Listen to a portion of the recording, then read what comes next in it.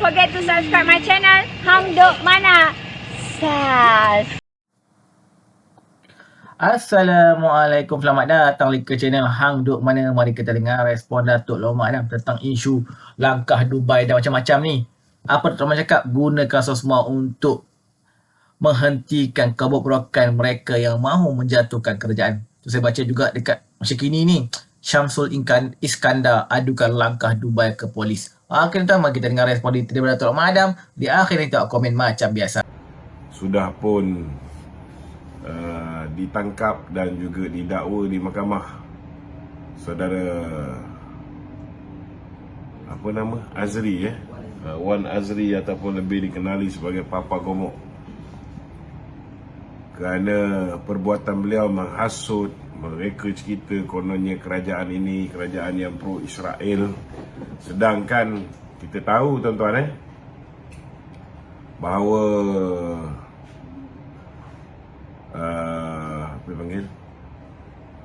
ketegasan kerajaan ini dalam aspek memperjuangkan nasib umat Islam di Palestin sangat tegas. Malah Perdana Menteri bukan setakat bercakap di sidang kemuncak UNGA, United Nations punya perhimpunan ataupun perhimpunan bangsa-bangsa bersatu, di APEC juga dia bercakap, malah dia memberikan teguran secara terbuka kepada Presiden Amerika itu sendiri. Dan kelantangan beliau dikagumi oleh negara-negara luar yang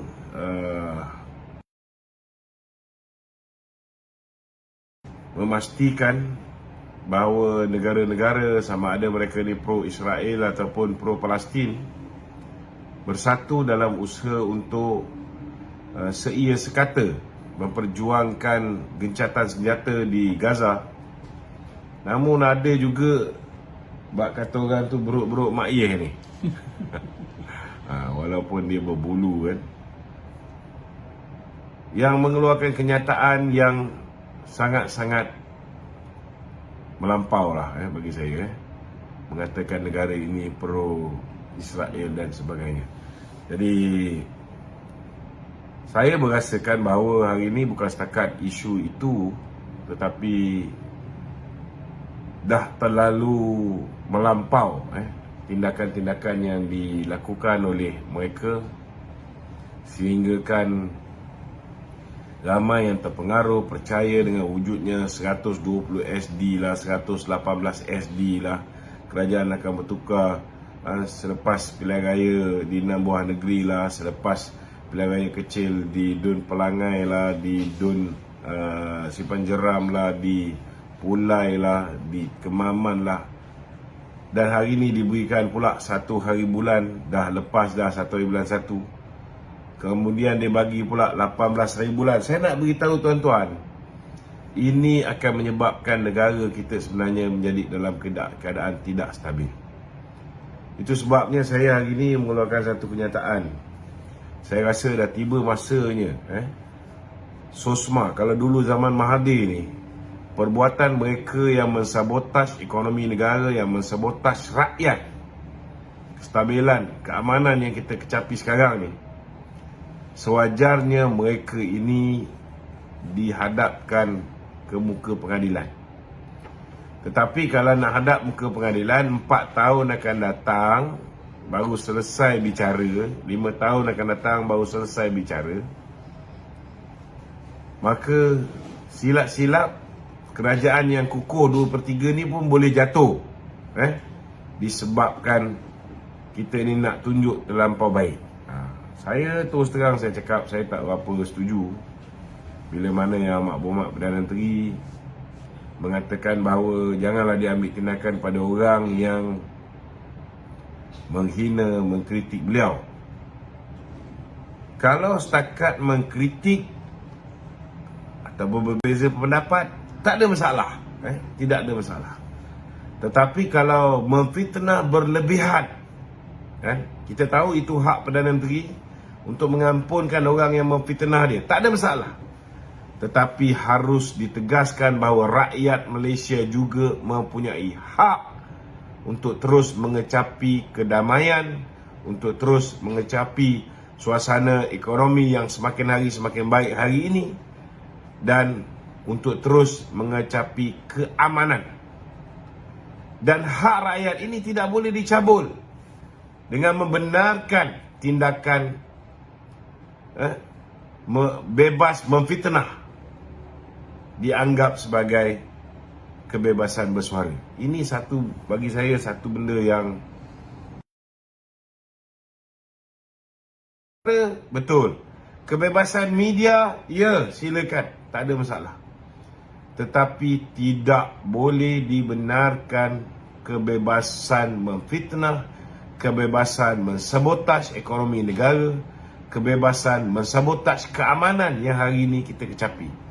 Harus diingat, tanpa keamanan yang dikecapi hari ini, tanpa kestabilan politik, pelabur tak masuk kat Malaysia ni. Kita punya foreign direct investment tidak akan meningkat balik. Kita punya kadar pengangguran yang sebelum ini berada dalam keadaan parah tidak akan mengukuh balik. Kenapa kita boleh mengecapi kadar pengangguran yang rendah? Kenapa kita boleh mengecapi kadar inflasi yang rendah sekarang ni? Kenapa kita boleh mengecapi kedudukan ekonomi yang jauh lebih baik? Kita punya pertumbuhan ekonomi yang baik kerana kita ada kestabilan politik dan ekonomi. Tapi kalau dibiarkan manusia macam Raja Petra, dibiarkan manusia macam Papagomo, Badrul Hisham, Ratu Badak, Tun Faisal, tak kira lah siapa sekalipun, Syafiq Murtad, kalau dibiarkan mereka ni berleluasa menabur fitnah, benda yang tak betul, saya risau kerajaan yang stabil pun akhirnya akan tumbang kerana rakyat Malaysia ni, kita kena terima hakikat, bukan semua menggunakan otak mereka yang waras. Ini terima hakikat. Kalau adalah rakyat Malaysia ni 100% pakai otak, tuan-tuan, tak adalah sampai 4.2 juta orang yang mengundi Perikatan Nasional pada pilihan raya lepas. Selepas apa yang Perikatan Nasional buat pada mereka, sehingga mereka hilang pendapatan, mereka hilang pendapatan sempurna, hilang peluang pekerjaan, hilang ahli keluarga, bercerai-berai sepanjang tempoh PKP, sepanjang tempoh lockdown, ada yang pinjam alung, ada yang menyebabkan terpaksa bunuh diri dan sebagainya. Benda tu takkan berlaku, tuan-tuan. Tetapi akhirnya kita tengok bila mereka menyogok pengundi-pengundi dan menabur fitnah yang keterlaluan, ramai yang tak tahulah, tiba-tiba jadi bodoh tak tentu pasal, dan mengundi mereka balik. Dan hari ni saya nak beritahu, cukuplah. Sampai bila nak cerita tentang kerajaan tumbang tapi tak tumbang-tumbang ni? Datang logik mana?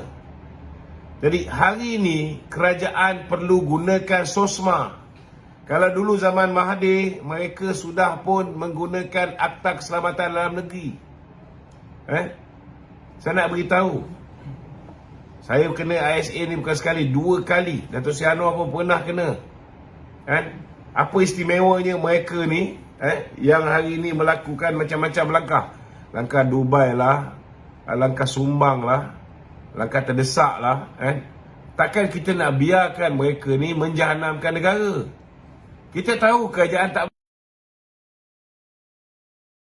tahu menjejaskan. Kalau orang Malaysia yang duduk dalam Malaysia ini pun boleh percaya cerita dongeng Raja Petra, cerita dongeng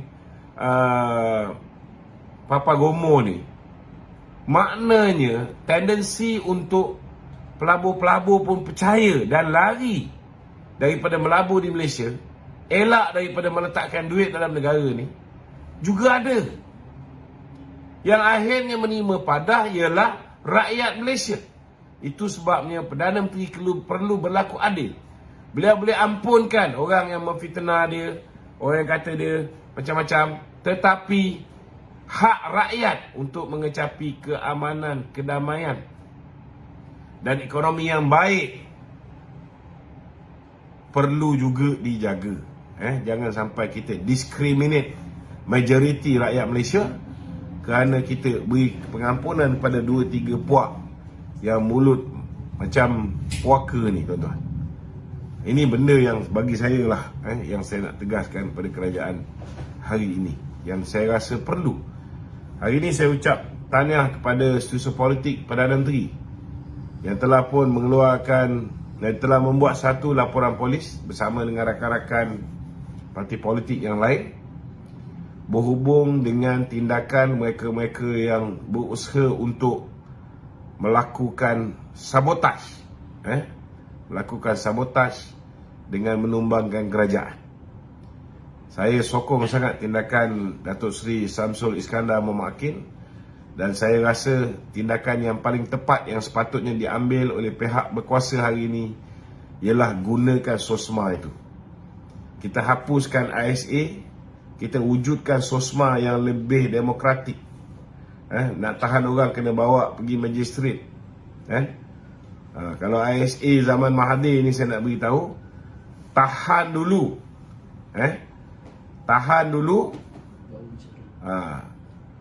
Tahan dulu, tangkap dulu di bawah Seksyen 73 dalam kurungan 1. Pegawai polis berpangkat DSP boleh tahan seseorang di bawah Akta Keselamatan Dalam Negeri. Seksyen 73 dalam kurungan 1 ni 60 hari tanpa sebarang pembicaraan. Kemudian Menteri Dalam Negeri ada kuasa tahan seseorang dalam tempoh 2 tahun di bawah Seksyen 8 Akta Keselamatan Dalam Negeri tanpa bicara. Sampai di kem tahanan Kemunting lepas 6 bulan lebih kurang baru ada representasi, baru ada lembaga penasihat yang standard dia lebih kurang macam Hakim Mahkamah Tinggi yang akan mendengar representasi. Barulah mungkin ada peluang untuk dibebaskan dan sebagainya. Itu pun kalau didapati meyakinkan bahawa dia tersilap tangkap ke apa benda ke lepas 6 bulan. Tapi hari ini kita ada akta yang lebih demokratik. Nak tahan kena bawa pergi magistrate, kena bawa pergi depan hakim, ada orang yang mengadili. Gunakanlah SOSMA ni, jangan biarkan. Kerana hari ini masalahnya rakyat kita ni lebih daripada separuh tak reti menapis berita. Lebih daripada separuh tak reti nak tabayun, nak cek betul ke ni. Seperti yang kita tahu kan, kita dah laksanakan akta anti lompat parti dan sebagainya. Bila ada orang kata gerakan mahu menebuk atap ni tu kan, mereka boleh gunakan parlimen untuk buat undi tidak percaya, betul? Itu masalah dia. Mereka tak perlu guna pun. Kita lihat Datuk Seri Anwar selepas mendapat kuasa sebagai Perdana Menteri, bila mana Haji Adi mengatakan dia cukup jumlah. Apa Datuk Seri Anwar buat? Dia sendiri yang minta supaya diadakan apa yang dipanggil sebagai undi percaya. Parlimen. Dan dia dapat 2/3 majoriti sokongan. Termasuk 10 orang wakil rakyat daripada UMNO yang memberikan SD kepada Muhyiddin pun sokong dia. Jadi apa lagi masalah? Hari ini kalau tak puas hati sangat, 26 hari bulan ni parlimen buka, usulkan undi tak percaya. Usulkan undi tak percaya. Tetapi kena ingat, kalaupun berlaku undi tak percaya, katalah dia boleh bayar kita punya ahli parlimen ni sehingga menyebabkan ahli parlimen ni tidak memberikan sokongan kepada Datuk Seri Anwar Ibrahim ni, jumlah yang menolak Datuk Seri Anwar ni lebih daripada 112 orang. Okey. Kerajaan tumbang. Tetapi adakah mereka boleh mengangkat Perdana Menteri baru? Nak angkat Perdana Menteri baru, pertama sekali ketua parti yang akan menentukan parti mana mereka nak bergabung dengan Perdana Menteri mana yang dia nak angkat menjadi Perdana Menteri. Kuasa tu ada pada ketua parti.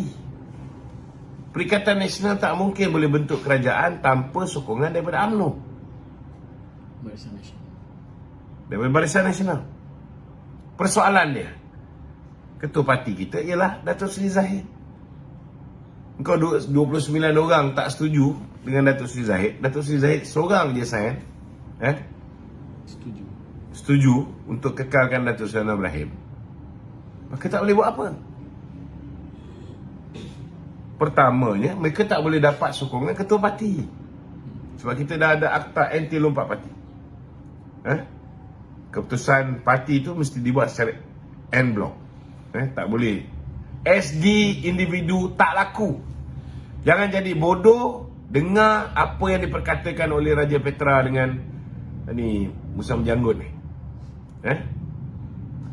Kita jangan biarkan diri kita diperbodohkan lagi. Kita dah ada akta anti lompat parti. Okey. Itu pertama. Keduanya saya nak beritahu. Kita nak angkat Perdana Menteri baru mestilah dengan persetujuan Kebawah Yang Maha Mulia Seri Paduka Baginda Yang Tuan Agong. Di bawah kuasa Kebawah Tuanku lah seorang Perdana Menteri boleh diangkat. Kalau kita dah tahu Perdana Menteri kita ni Agong dah menyatakan bahawa Baginda mahukan Anwar untuk terus kekal sebagai Perdana Menteri dan 4 orang Perdana Menteri zaman dia, cukuplah huru-hara dan sebagainya. Maka dari segi logik akal, bagaimana mungkin kita boleh terpedaya dan diperbodohkan dan menelan kebodohan kita sendiri itu dengan mempercayai bahawa dah ada orang yang pergi mengadap ke bawah duli tuanku. Sedangkan kita dah cek dengan istana, memang tak ada. Tidak ada upacara mengadap dan Hamzah Zainuddin pun kata tak betul cerita tu. Menafikan. Hamzah Zainuddin ni Setiausaha Agung PPBM, dia sendiri menafikan. Kalau Setiausaha Agung PPBM pun dah menafikan, yang korang percaya lagi dengan Raja Petra ni pasal apa? Ini membuktikan bahawa bukan Raja Petra saja yang gila, korang pun gila. Raja Petra, dia keluar fitnah ni, setiap ayat fitnah yang dia keluar, dia ambil risiko. Dia berada di luar negara, dia tahu dia selamat. Dia kebal. Aku pun tak tahu macam mana dia boleh buat macam-macam pada negara kita ni. Bukan kita tak boleh ekstradisi ke apa? Boleh. Cuba dakwa dia bawah SOSMA ke apa? Kalau setakat kes sivil saman, memanglah kita tak boleh ekstradisi.